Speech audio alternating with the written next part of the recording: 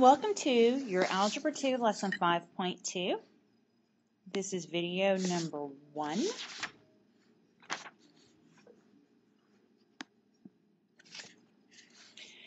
The objective today is that you will evaluate and graph polynomial functions. So video 1 will be about evaluating and video 2 will be about graphing.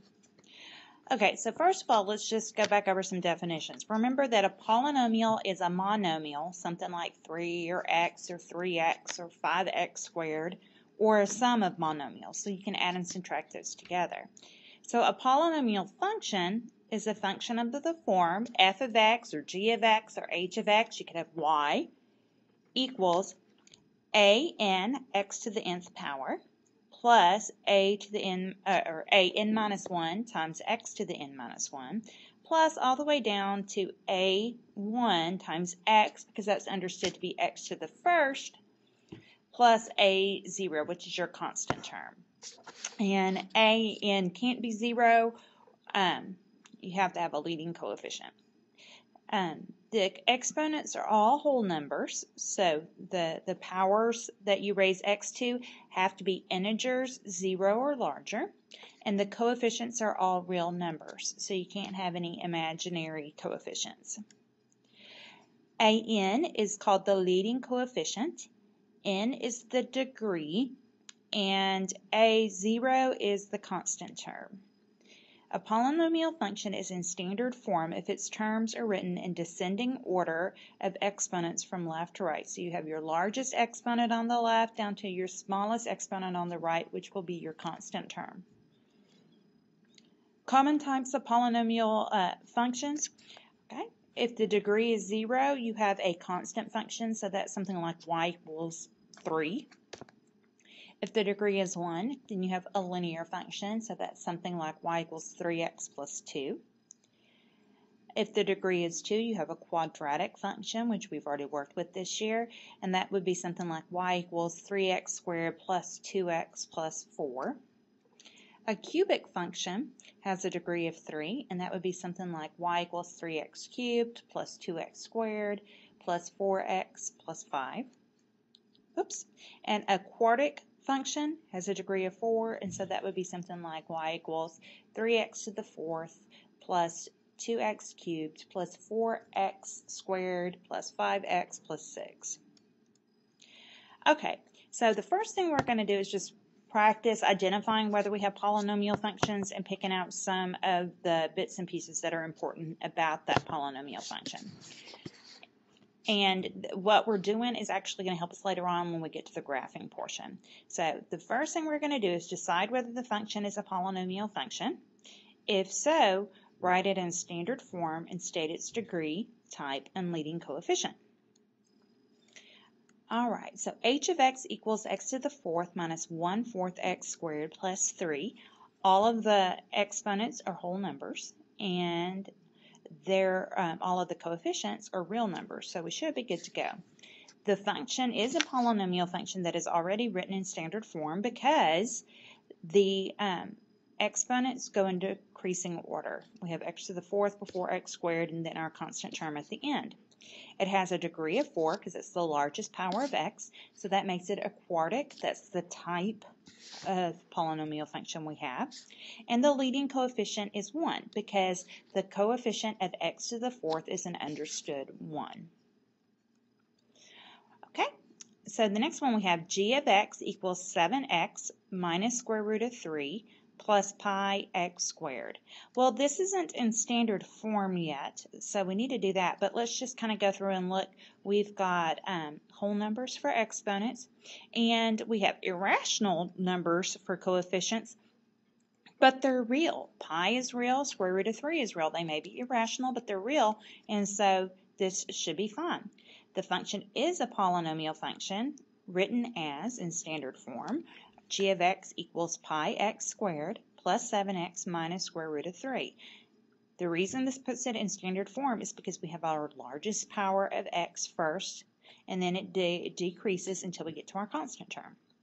It has a degree of 2 because that's the power, or the largest power, the largest exponent of x, and so that makes it quadratic. and the leading coefficient is pi. The next one, we've got f of x equals 5x squared plus 3x to the negative 1 minus x.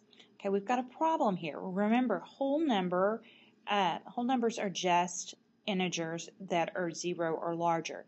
Negative integers are not whole numbers. And one of the requirements in order to have a polynomial is that you have whole numbers for your exponents of your variable. And so since we have x to the negative 1, this function is disqualified as being a polynomial function. So the function is not a polynomial function because the term 3x to the negative 1 has an exponent that is not a whole number. Okay, because it's not a polynomial function, we don't have to worry about doing any of the other instructions. Okay, on the next one, we've got k of x equals x plus 2 to the x minus 0.6 times x to the 5th. Okay, now here we've got a problem. All right, x here, we don't know if it's a whole number or not. What we want is we want the variable as the base, and then we want exponents that are whole numbers. This term right here disqualifies this function from being a polynomial function.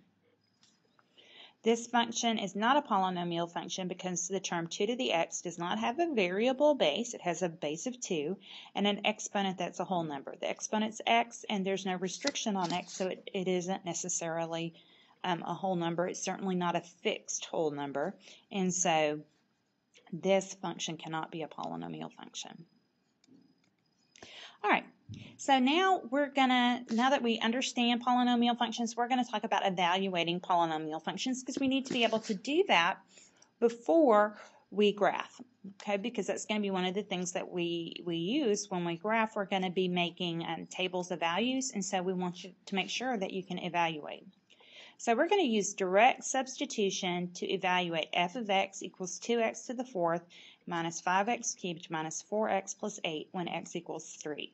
Now, direct substitution is what we will be calling the type of substitution you have done up until this point in time. We're going to introduce another type of substitution called synthetic substitution in just a minute. So this is an important step in our progress in studying algebra, is that now we need to be more specific about what type of substitution we're going to use unless we're leaving the option open to you to use direct or synthetic. So we're going to use direct substitution, so this will feel very much like something you've done before. We're simply going to substitute the value 3 for x everywhere in that polynomial and simplify.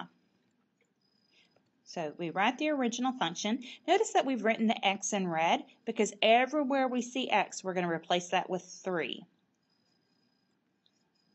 Okay, now remember when we replace the 3 in the f of x portion where it says f of 3, all that means is that we're going to take whatever function we define to be f and we're going to evaluate it for x equals 3. Okay, so we're just letting people know what we substituted in for x. So f of 3 just means f of 3. It does not mean f times 3. Okay, so don't make that mistake.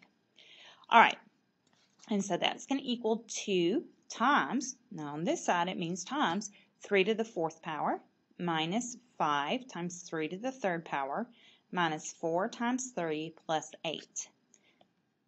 So we're going to evaluate the powers and multiply. So that's going to equal 2 times 81, because 3 to the 4th is 81, minus 5 times 27, because 3 to the 3rd power is 27, minus 12 plus 8. 2 times 81 is 162, minus 5 times 27 is 135, then minus 12 plus 8, and then we combine those terms and we get 23. So we know that f of 3 equals 23. So that means that the function f, when we plug in 3 for x, simplifies to be 23. All right, so now we're going to learn the new method, synthetic substitution. And especially if you don't have a calculator with you and you've got to raise numbers to higher powers, especially if it's higher than 4th or 5th power, this method is going to be a lot easier to do your number crunching. Okay, synthetic substitution is another method for evaluating a polynomial function for a particular value of x. It is best demonstrated through an example. Okay, so for example 3, we're going to use synthetic substitution to evaluate f of x from example 2 when x equals 3. So we're going to evaluate f of x equals 2x to the 4th minus 5x cubed minus 4x plus 8 using what we call synthetic substitution. Okay, you're going to write the coefficients of f of x in order of descending exponents.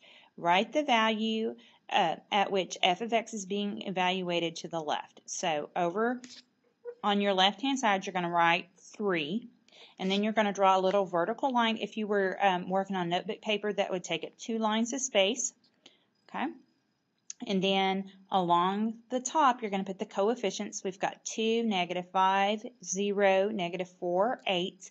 Then you're going to leave a process row and draw in the little horizontal line that will separate out the values that we're interested in at the end.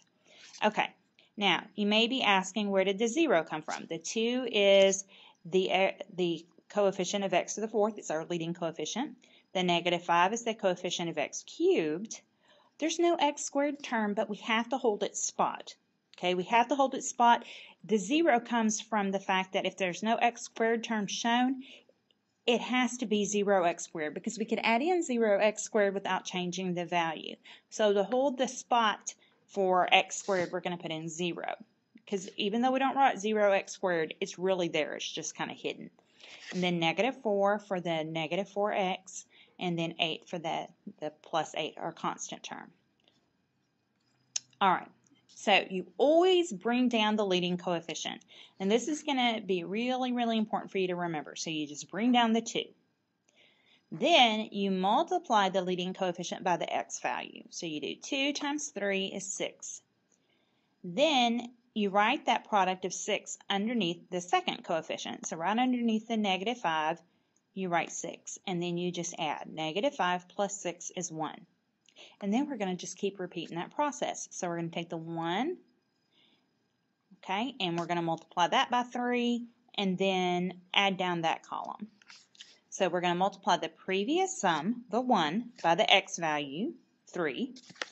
So we're going to take the previous sum, 1, and multiply by 3, because that's the x value. And then we're going to write it right here underneath the 0, that third coefficient, and then we're going to add down the column. And then we're going to repeat until we run out of spaces. So, like I said, we're going to take the 1, we multiply by 3 to get 3. 0 plus 3 is 3. And then we take this 3 here at the bottom, and we multiply by 3, and we write down the 9.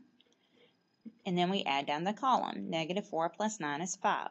Then we take the 5 and we multiply by the 3, and that gives us 15. And then we do 8 plus 15 is 23. And here's the cool thing. This little guy right here, and I usually draw a circle around it, this little guy is f of 3. Synthetic substitution gives f of 3 equals 23, which matches the results in example 2. So if you just go through this little process, you're going to have the evaluated value. Okay, end behavior brings us to the graphing portion of this lesson. So we're going to stop video 1 here, and then we will pick up with end behavior and talk about graphing polynomial functions.